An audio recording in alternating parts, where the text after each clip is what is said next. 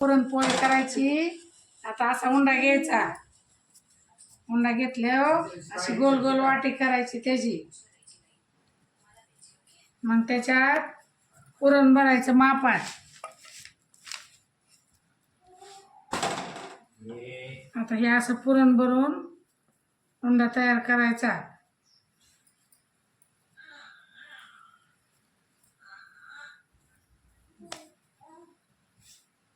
उंडा तयार झाला.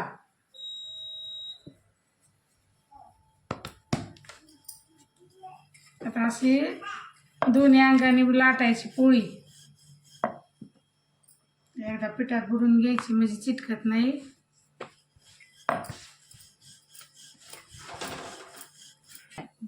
पोळी आपली लाटून झाली गोल गरगरीत. आता हिला भाजून घ्यायची. तव्यावर टाकून घेऊ आपण.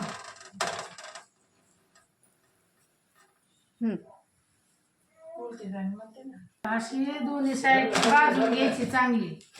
आता आपली पोळी फुगली बघा टम. आता झाली बघा पुरणपोळी तयार भाजून.